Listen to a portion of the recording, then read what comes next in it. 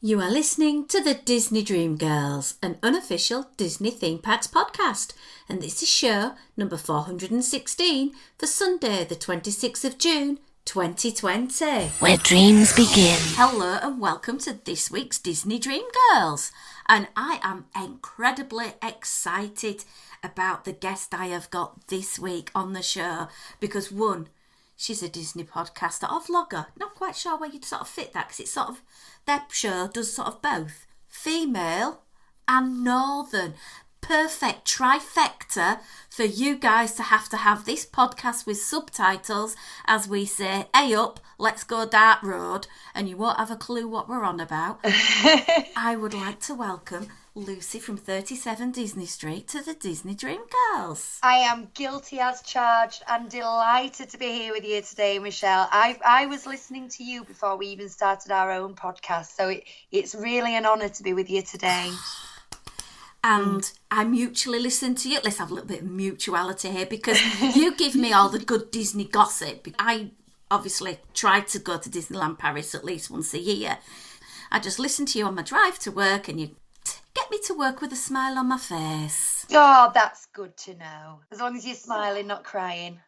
Well, sometimes with laughter, but we'll talk about that later because us Northerners have a very weird way of going about things and we have a bit of a reputation for being very frugal, shall we say. That's one way of putting it. Yeah, we want value for money and we're going to be talking about Disney and deciding if we're getting that at the moment. Well, you know, I'm tight as a nun's gusset, so it would take a lot of convincing me I'd get my money's worth for anything, but somehow this addiction started and has gripped me, and I seem to spend as much as they tell me I need to spend, which is a lot. So let's go back to the beginning. How did you evolve into this Disney fan? Like all children of the 90s, I was exactly the right age for the Renaissance. So the Disney movies were just playing on loop on VHS in our living room.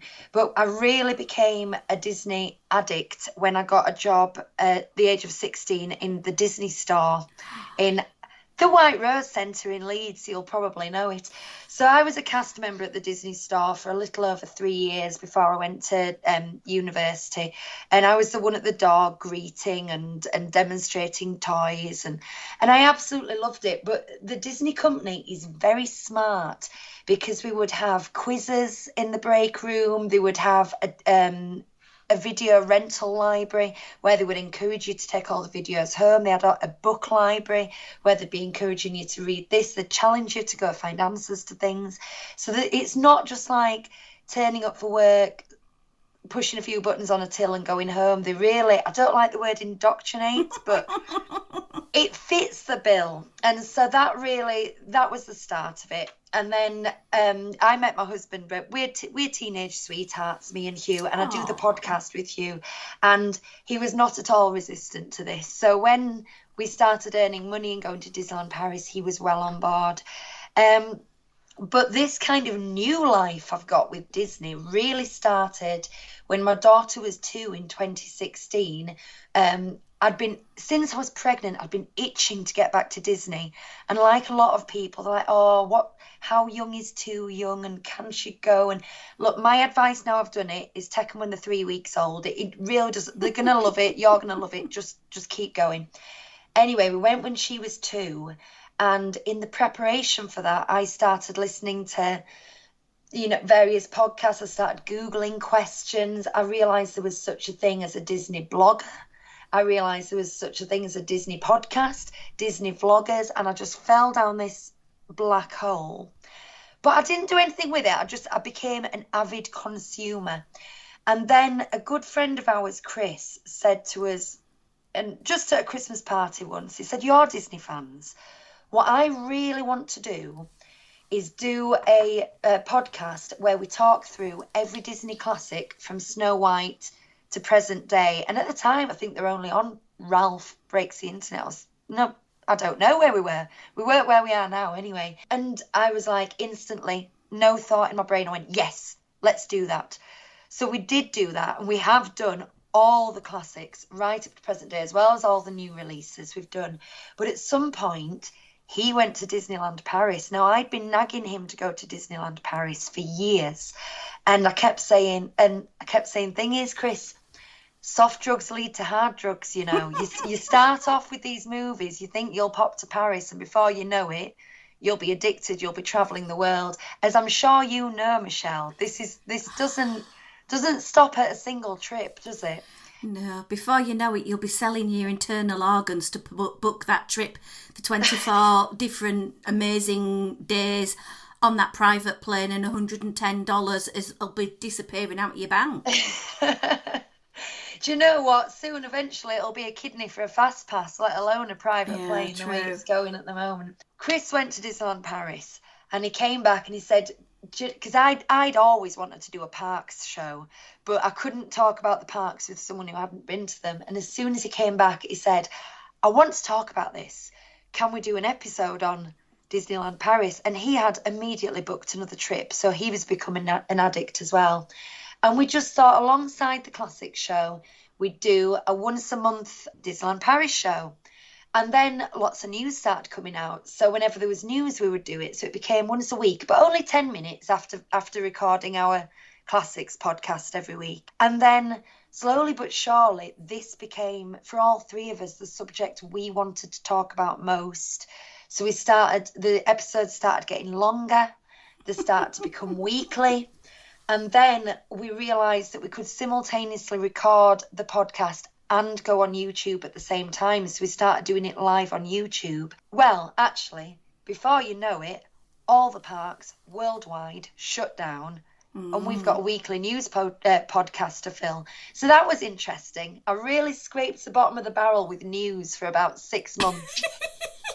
You know, I was going on. Well, the thing is, Disney were doing things. They were donating excess food to food banks, and they were sending merchandise to children's charities and stuff. And there was stuff going on. There was also a lot of renovations going on. But by God, I was desperate for them to just open those parks so I could talk about a new parade or something, you know.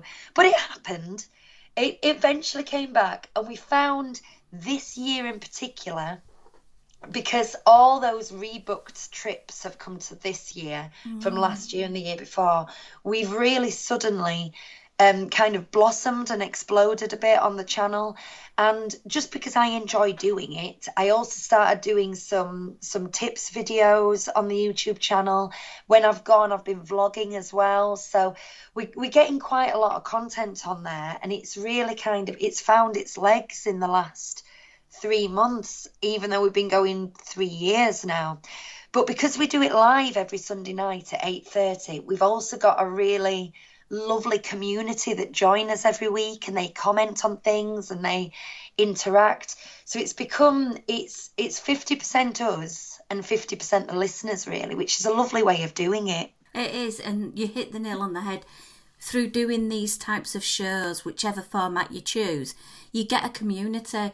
And I remember during the whole lockdown thing, we had a Sunday afternoon quiz, and we just kept it going. And as you say, it was so difficult to find content, but we managed, and we got through. And a lot of people would communicate with us and say, oh, that was really good. We've been locked down for 6 months, and I look forward to your shows, or whatever. Yeah. You see, I think a lot of Disney fans, people who aren't Disney fans might not appreciate this, but they took the closure of the parks very hard. I know I did. I mean, you could throw anything at me in my life as long as I knew there was a castle waiting for me at the end of it. And when you took that away, I found it quite disorientating to know that all the parks were shut. And I think a lot of people were tuning into the podcast to find like-minded people and kind of keep that magic going. And so it's almost like we were doing a bit of a service. It's like, okay, the parks may be shut, but we're all still here. We're all still dreaming, you know. Yeah. And the dreams eventually came to fruition with trips back to the theme parks this year. So I think we can talk a little bit about that. So which theme parks have you been to? Addicts, as I say, we are. We managed to make it back to the annual pass previews when Disneyland Paris opened back up in July 2020. So we managed to dash back then. We've since been back to Disneyland Paris twice since then. And then we've just done our big Florida trip that was cancelled in 2020 and then cancelled 5 times after that because I just kept moving it 3 months and then eventually sacked it off. But what we did in the meantime is we took, because as you well know, that is a large pot of money, 3 people going Disney World for 2 weeks. So when it was cancelled one of the times, I took that money that had just been refunded and I did a bit of a silly thing. I bought a DVC contract just to kind of nail me on for the next 30 years. The next couple of trips were actually DVC trips that were cancelled. And then I finally got to have our welcome home trip as our first trip as DVC members, which was delightful. So you've got these points. How did you decide to spend them? Which resorts did you choose?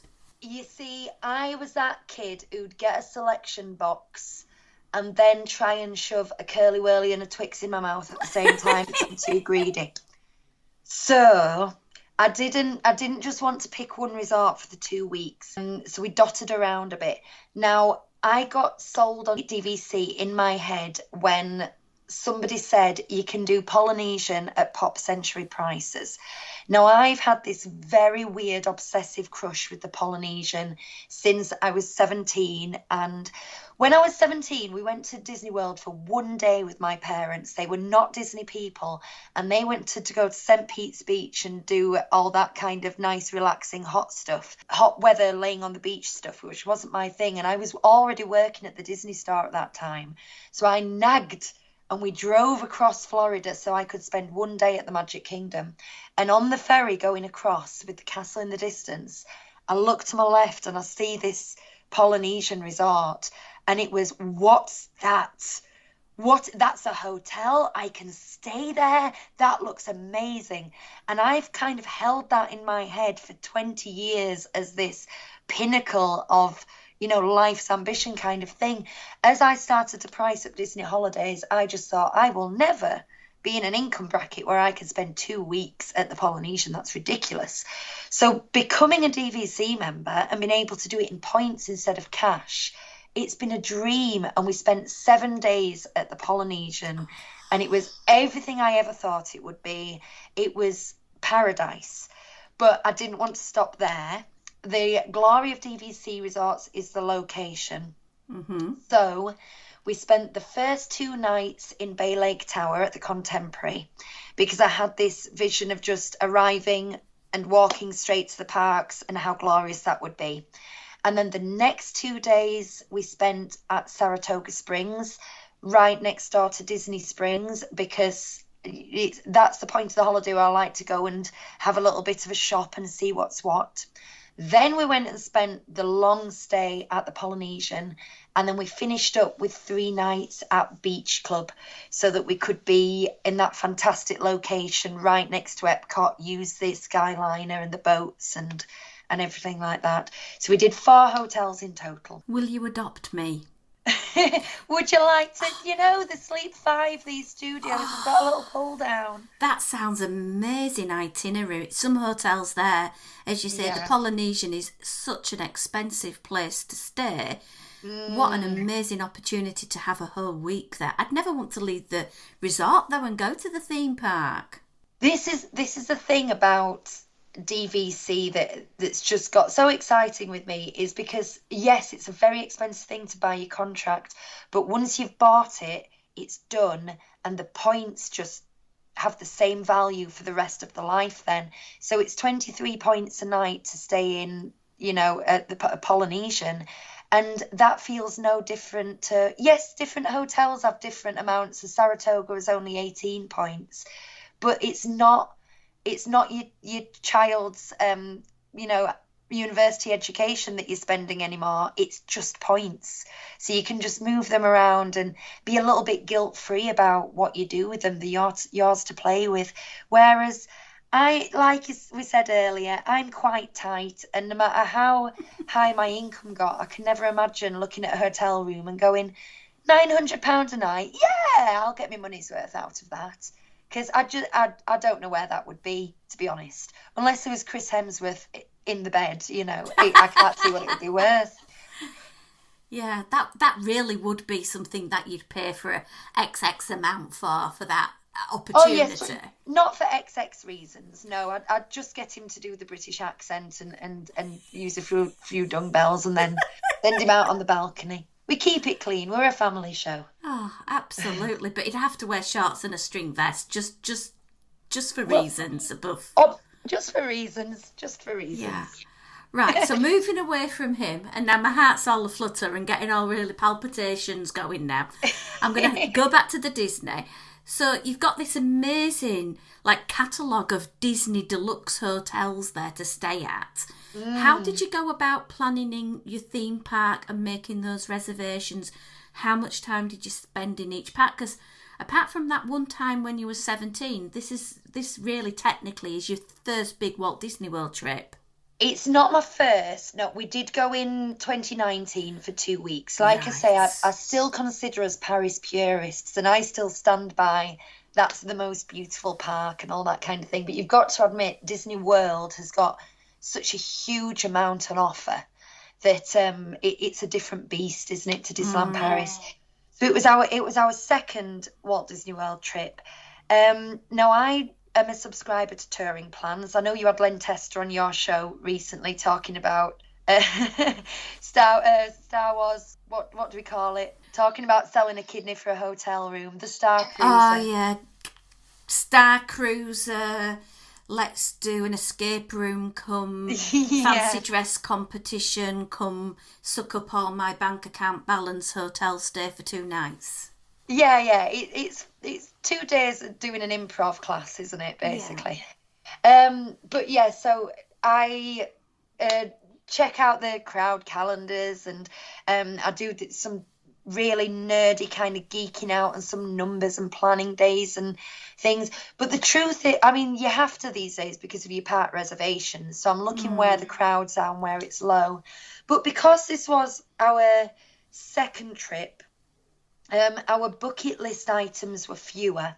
It was mainly the brand new things that we'd never done. So we'd never done anything at Galaxy's Edge. We'd never done Mickey's Runaway Railway. We were lucky enough to be there for the opening of Guardians of the Galaxy. So we got to ride that. So what we did this time, because we had these deluxe hotels that we'd never had before, is we were really doing a lot of half days. Like we would get up early, we would rope drop, we would get the extra magic hours in the morning, and then we could be done by 11 or 12, and then it would be back to the hotel, enjoy the restaurants, enjoy the pool, and then we might go back out in the evening, sort of 5 p.m. To a different park once we could park hop, and that, because that didn't have to be use a park reservation for that. We were really going a bit on a whim as to where we felt like going in the evening, which in a way is better. Now, people complain about the park reservations, but I have to say, from my point of view, I was the person in 2019 who used all 3 fast passes that you get in advance at 60 days. I pre-booked those for every single day. So I basically had a park pass every single day anyway, because I'd already decided where I was going and what rides I went on. So it never really bothered me having to make park reservations.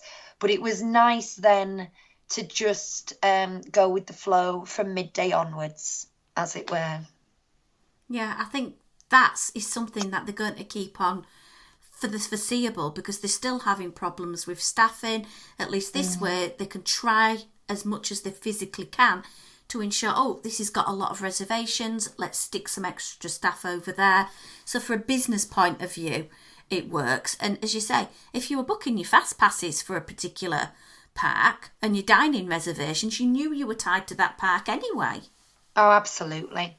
I mean, the only problem is I might change my mind the week before we went and think, do you know what? I don't think we do want 2 days in Epcot. Let me change it.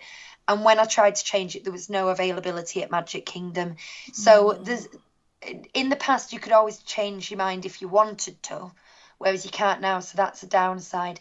But to be honest, of all the things that have happened in the last 2 years with Disney, this isn't the one I'm the maddest about, to be honest. And it confuses me that so many people get so irate about having to make the park passes. I mean, surely you're doing some kind of holiday planning, even if you're not someone who does a million, you know, ADRs and stuff like that. You still have an idea of what you want to do. And I don't find that the biggest hardship.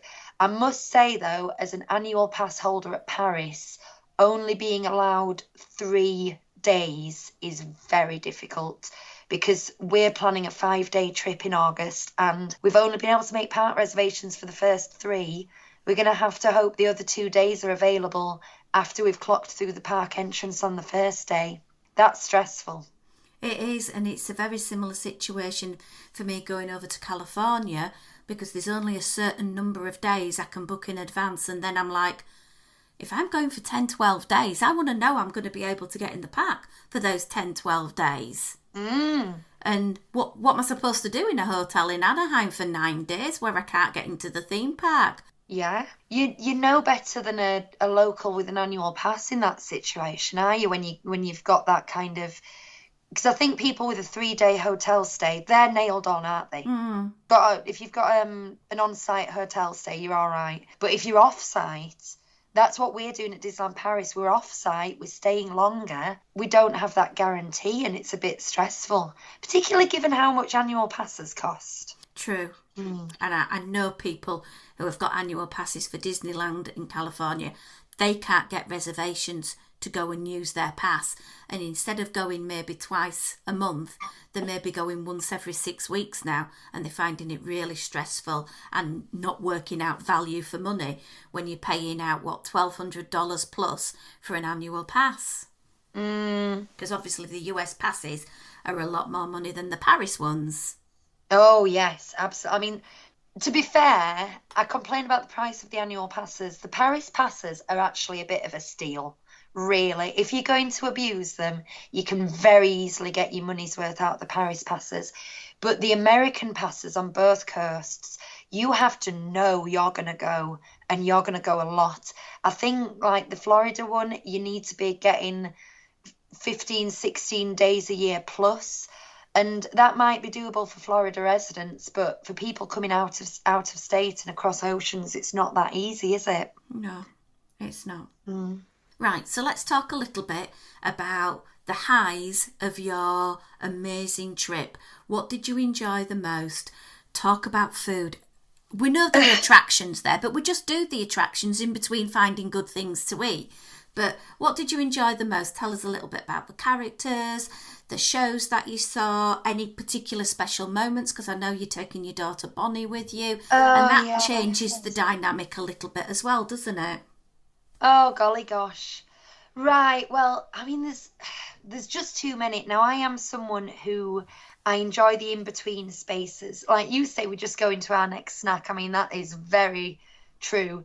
But it's not the shows, the parades, the food, or the attractions or anything. I just love being there. You know what I mean? Like actually being in the moment. So like trying to narrow it down to a particular experience is difficult. But I would like to mention what I did on my birthday because it was a mad idea I had before I went, but it was more joyful than I could possibly have imagined.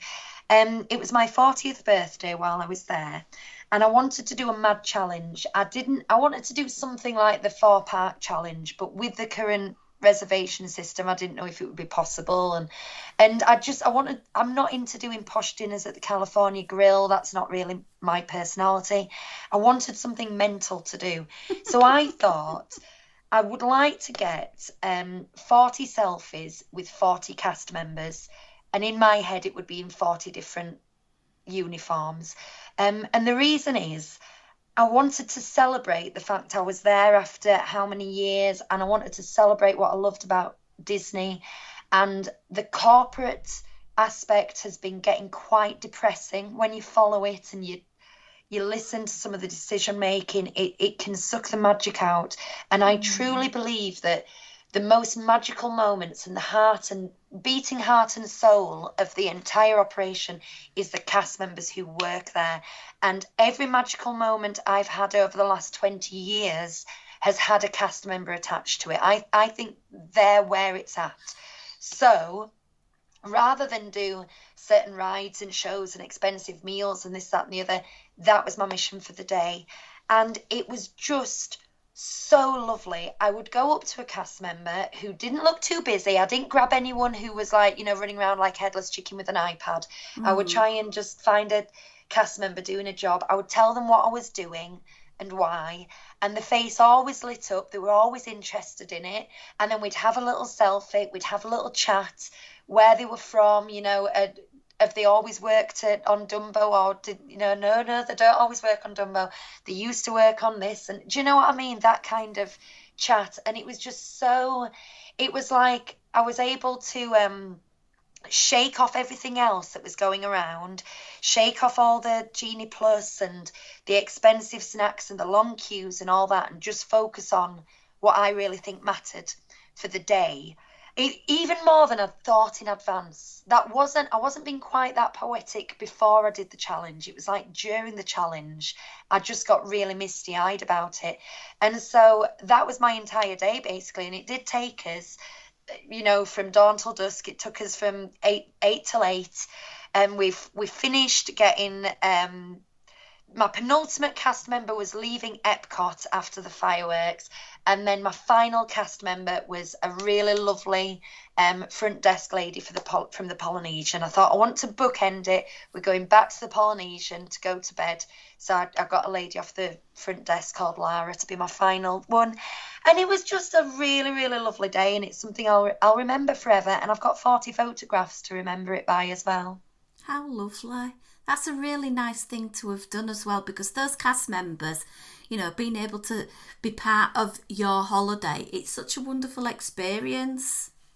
It is, and Bonnie got very into it as well, and she wanted to be in all the photographs. But when I thought about it, I loved that we were showing her two things. We were showing her confidence to go up and talk to the cast members, because she can be a little bit reticent and shy. She's only 7. So it's like, no, these are friendly people. You can ask them questions. You can have a conversation. So she got that. It was gaining self-confidence. But I also wanted to teach her gratitude, because to be a child growing up in a Disney family, I don't think she really understands how very privileged she is. And I like for her to look and think what other people are doing for her to have this magical experience, and then be grateful for it. So I think everybody got a lot out of that day. I just think it was a lovely, lovely day.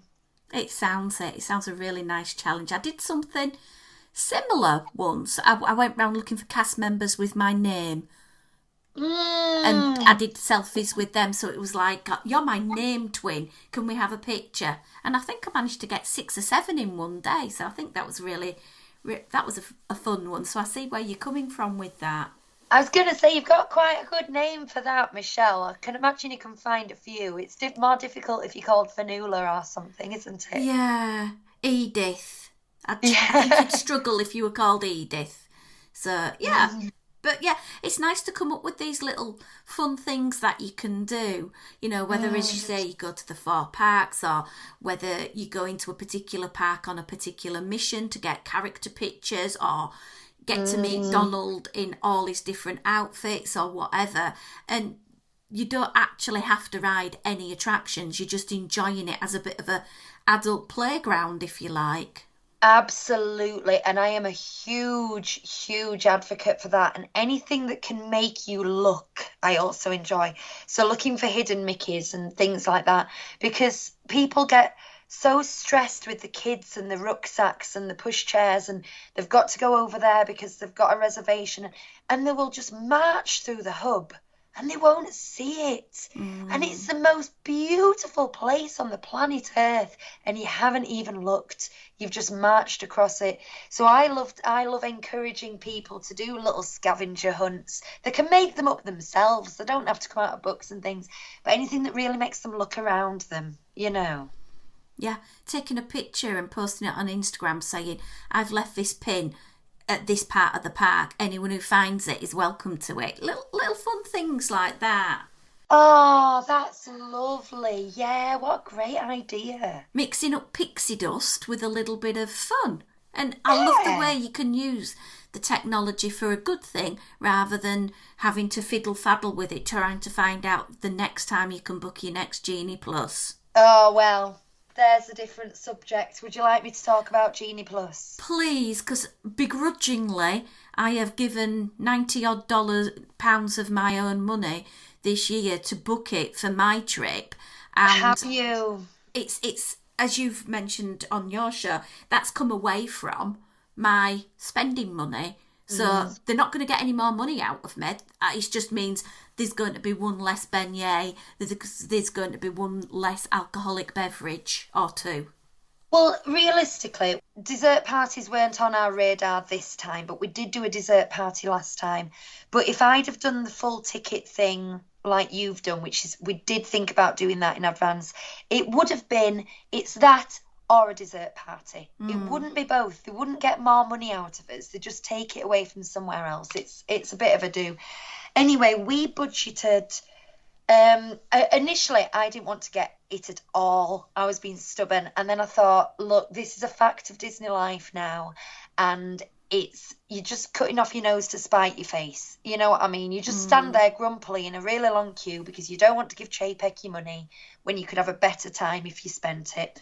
It really riles me to say that, but that's the way things go.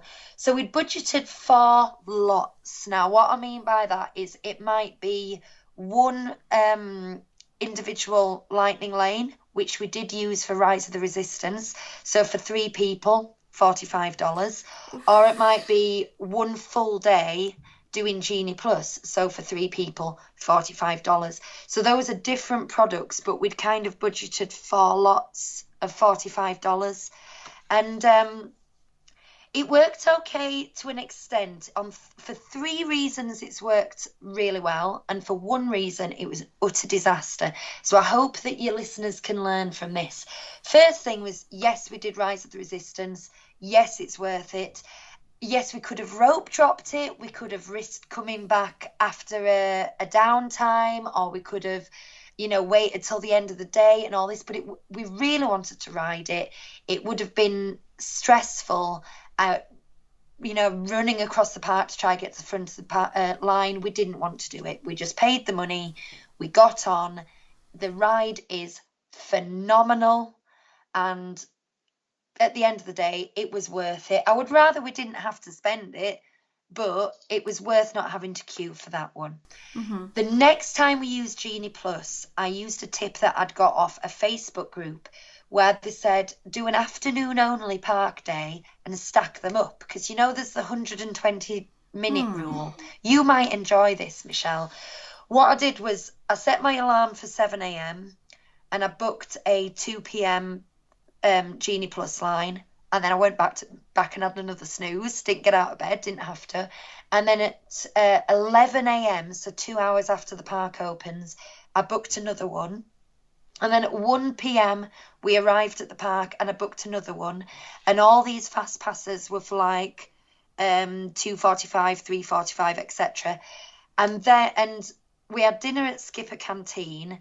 And I didn't join with our first one was for 2:45, and I deliberately didn't join whichever queue that was. I think it was Haunted Mansion until 3:05, so I could get one more fast pass, and I booked that at 3 p.m. So every 2 hours you can book another one.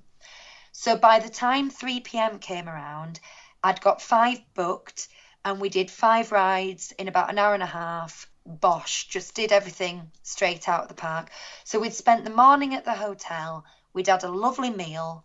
We weren't we also did the Pirates, what's it called, the Pirates Adventure thing in Adventureland. Yeah. get the maps and you go around with your magic bands. So instead of going on rides, we'd done that between 1 p.m. and 3 p.m., which had been brilliant. We'd really enjoyed it. And like I say, anything that makes you look. And that really makes you appreciate Adventureland more than just walking through, because it's such a crowded area. But if you've got this reason to search around, it's an amazing activity. And then we just rode a ton of rides all in a row without waits. And I think one of them was Peter Pan, which would have been a really long wait. We did like Haunted Mansion, we did Jungle Cruise, things that would have been really long waits. We managed to get on all in a row. And then, of course, we were back to the hotel by like 5 p.m, 6 p.m, I can't remember what it was, for a bit of an evening chill. So I think that was our best use of time and best use of Genie Plus, was not to do a crazy 12-hour day, but to make the day that you did have relaxed, enjoyable and full. And that's what we did. The other time was on my birthday, and I decided this in advance. We were doing this 40 cast member challenge, so we knew we'd be getting around every single park and every area of the park. So it seemed worth it then, and it was. I mean, we didn't ride a lot of rides because the problem is there's not much availability of Genie Plus. So come 2 o'clock, you look at your phone and you're like, oh, do you want to ride Magic Carpets of Aladdin? You know, it gets a bit scant. But we park hopped, so I made sure we got Navi River Journey in Animal Kingdom while we're still in Magic Kingdom. So we got the bus over there, and that was kind of locked in. So that was good to have something in another park locked in. But then the final time we did it, and I would not recommend you do this, was what I think they expect people to do, which is, we hadn't planned on getting Genie Plus. It was a particularly busy day. We'd got into the parks. I think it was actually Epcot with a plan to move to Hollywood Studios. Every line was, even things like Finding Nemo and Soaring, which Soaring you can usually get on in half an hour, can't you, at the right time of day. They were all up in the 60, 70 minutes, and we couldn't do anything. We're like, oh, right, let's get Genie Plus. So we sat in Beaches and Cream and bought Genie Plus, and this was like 11:30 in the morning. It's too late. Don't do that. Because once we'd bought it, we realised there was no availability for anything. So we got some availability in Hollywood Studios, but for 6 p.m. that night. Well, by the time 6 p.m. came, we were hanging around. Well, by the time 5 p.m. came, we wanted to go home. We were hot. We were tired. We'd done loads of other things, and we were waiting around for this one ride so that we could get our $15 money's worth, which is ridiculous. And then I think we might have squeezed another one in as well, because I used the 120-minute rule. But that was out of stubbornness, really, because I wanted to get my money's worth. It wasn't because we wanted to go on another ride. So that day, we only got 2 rides out of it, and it actually ruined our day rather than enhancing it. So the sad truth is, if you want to use it to its fullest ability, you do have to do it at 7 a.m. You have to buy it at 7 p.m. and do your first fast pass at 7 p.m. 7 a.m. Granted, if you're not planning on starting your park day that day, you can put your head back on the pillow and have another hour kip if you want to. But I think that is a massive design flaw for people on vacation, don't you? I do. I thought the idea of being able to buy it in advance was a really good one, especially for us Brits going over for an extended trip. And I was very lucky. I think I bought it the 5th of June and they stopped selling it, I think, the 8th. So I'm glad that I don't have to be waking up at 7 o'clock to buy it. I will obviously be probably waking at 7 o'clock to book my first attraction. But then, as you say, I can go back to bed, or we can head to somewhere else. Like we might want to get down to Disney Springs for 9, 10 o'clock in the morning.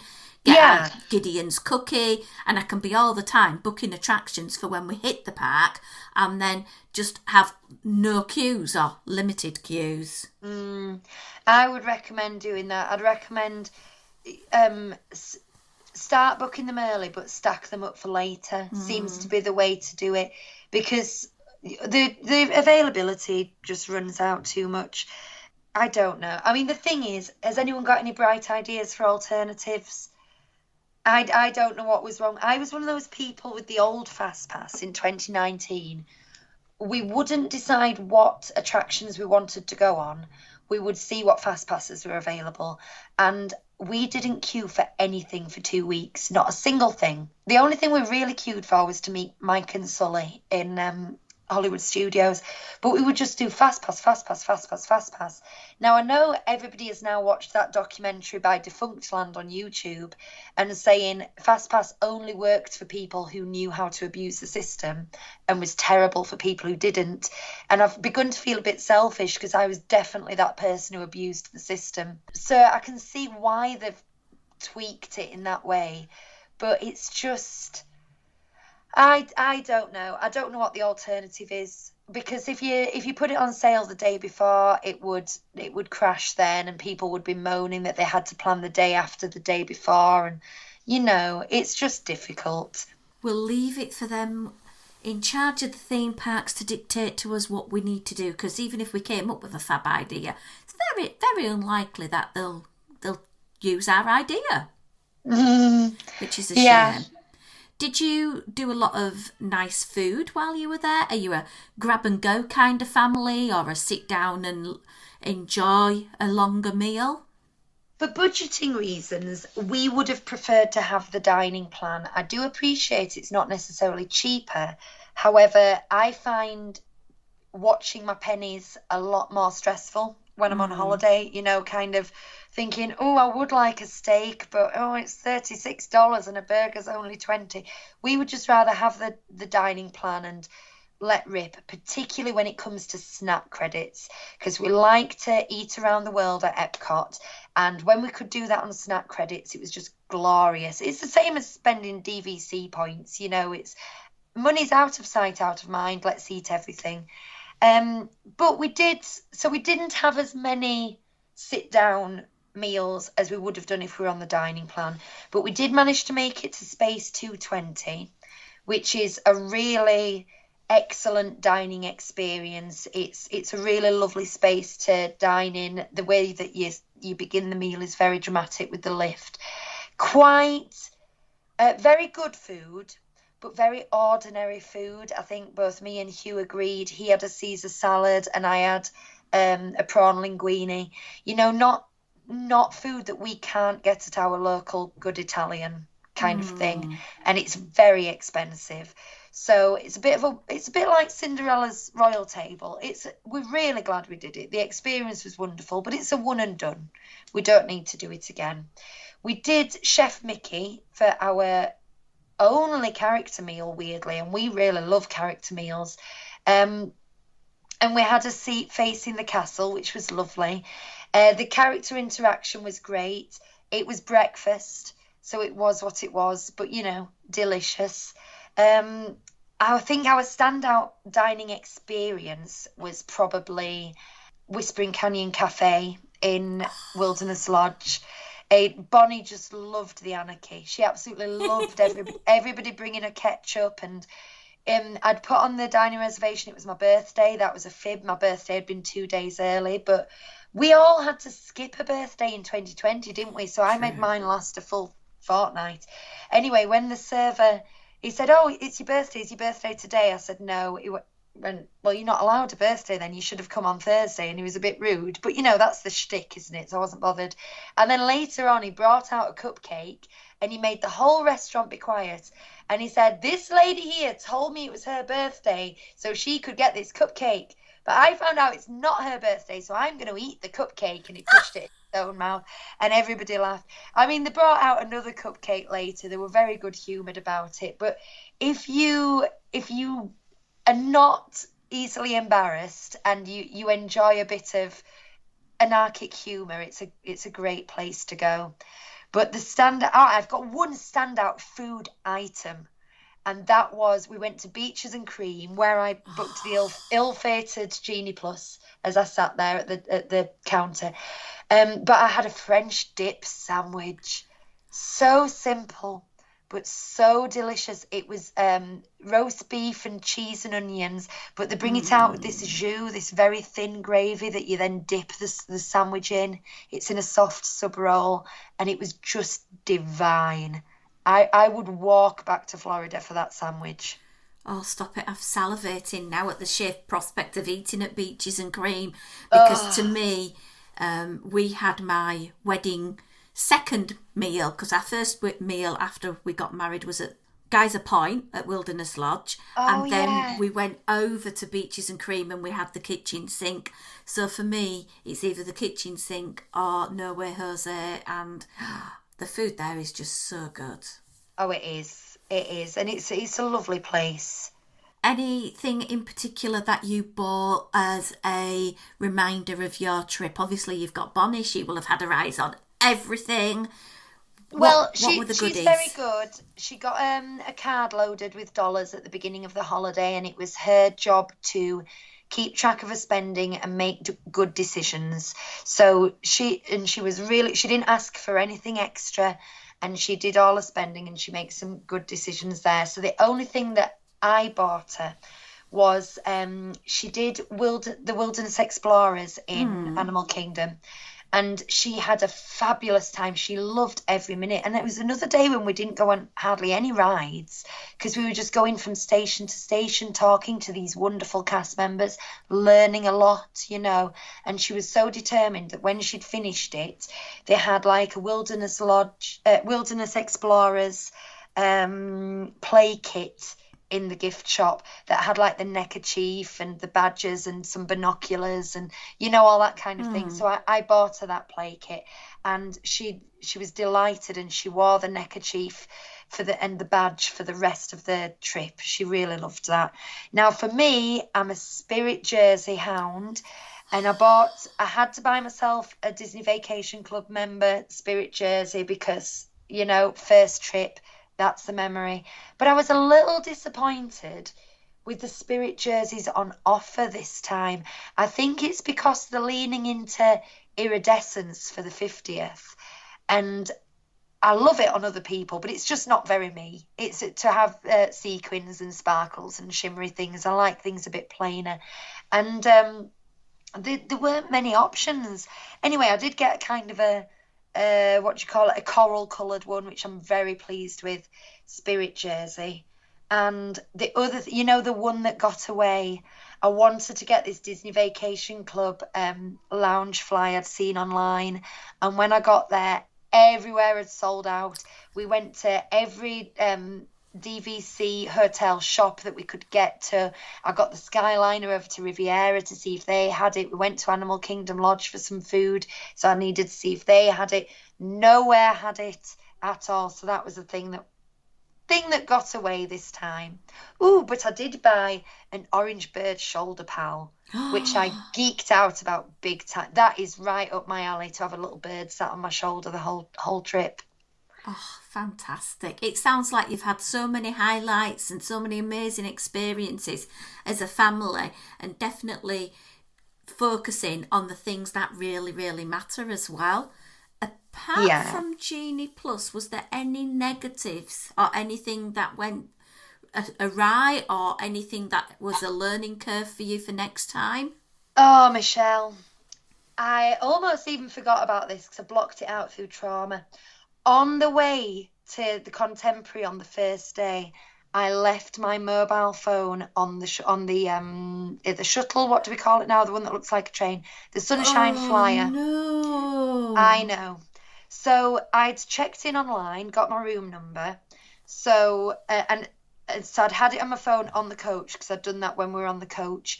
And when we got off the coach, I went straight into the lift to the room. And by the time I got to the room, I realised it wasn't there. So we're talking less than 2 minutes, probably. When I went downstairs, the coach had gone. We got straight on to front desk, who tried to ring them up and find it for me. The coach company were really good. They looked for it everywhere. But then I got the bright idea to go on the iPad and do Find My Phone. And it turned up in All Star Sports, turned off. Ooh. So somebody had taken it off somebody had found it on the coach and taken it to their own hotel. Scuzzy. Really scuzzy. So that was it. I didn't have a phone. There was no getting it back. It was gone. And as you know, Disney World is the last place on the planet you can be without a phone. Because it's not a phone, is it? It's a planning tool. It's everything else. But my neurotic husband, he's like a Boy Scout extraordinaire as far as be prepared. He always travels with a spare handset, and I've mocked him for this. I've said, why? What do you think's going to happen? That's over the top. It's ridiculous. And there I was without a phone, and he whips out this spare handset. Now, to be fair, it could only be used as a Wi-Fi receiver. It didn't have a SIM card or a contract or anything like that. But I was able to get on my Disney experience, and that's what really mattered. And a little bit of Facebook Messenger and stuff to tell my parents I was okay. So I did have that.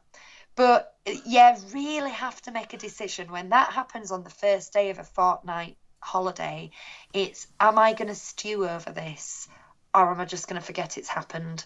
And once I'd got Hugh's phone all loaded up with my own apps, I just had to forget it until I got back home, because it would have ruined the trip a bit. Yeah, I see that completely. What a nightmare to have not got your phone.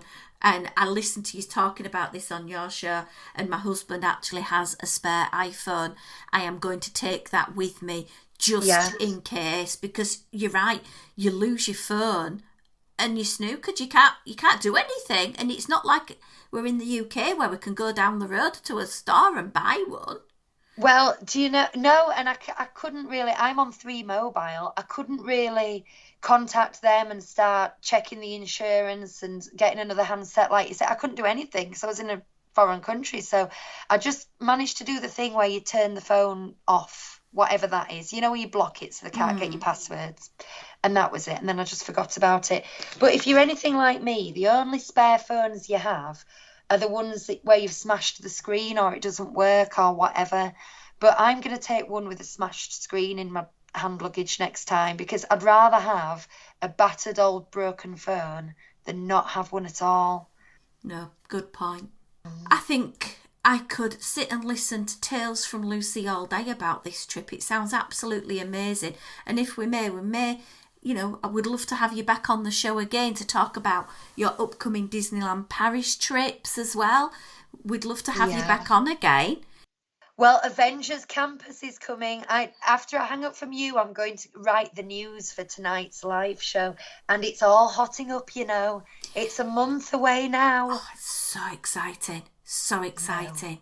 No. Anyway, give yourself a bit of a shout out where people can hear, see, and be part of your online world.